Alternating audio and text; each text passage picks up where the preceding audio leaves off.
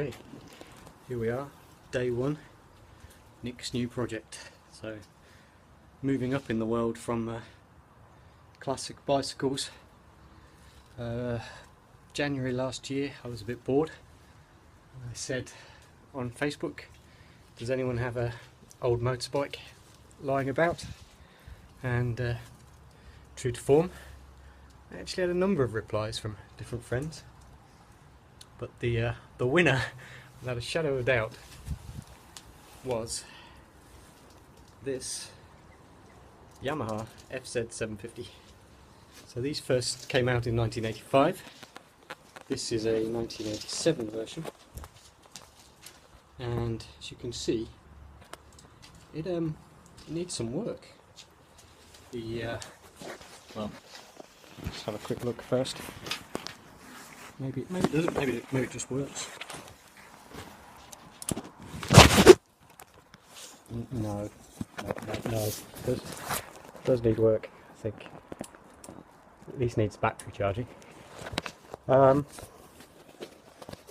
Yeah, it shouldn't be this colour. It should have, well, it should have paint on it. Mirrors gone. Does have a clutch lever. Brake lever needs going. Someone's painted the engine orange. Yeah, it seems to be covered in sand. Jason, if you can explain to me why it's covered in sand, that might help. Anyway, day one is to see what this is really like. I'm beginning to wonder if these wooden joists above my head would actually hold a motorcycle. So I could actually just get a lifting block and just have it up in the air. One of the cool features about this bike, the reason I liked this bike, is that there's not many of them. There's not many of them because about 8 months after it came out, Suzuki built a GSXR 750 which blew this thing into the weeds.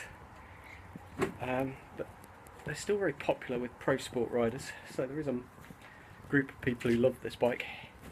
The other thing that's interesting about it, if you like bikes, is actually the orange engine, which as you can see lies really flat.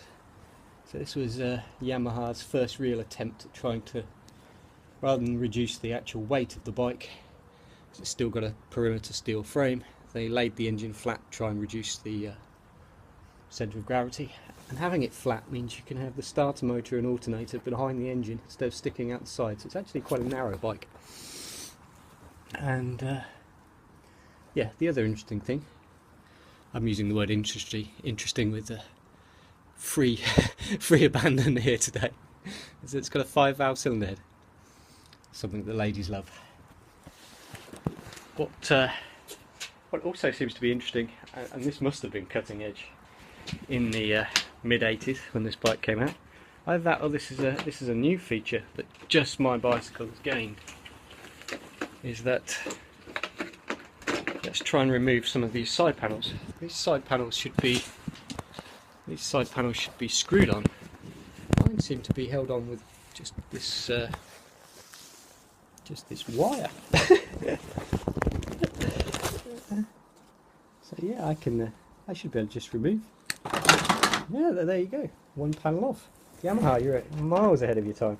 I don't know why all bikes aren't held together with wire. Anyway, day one. What I'm going to do today is just see if I can actually start it and see what condition the engine is in. So today's thing is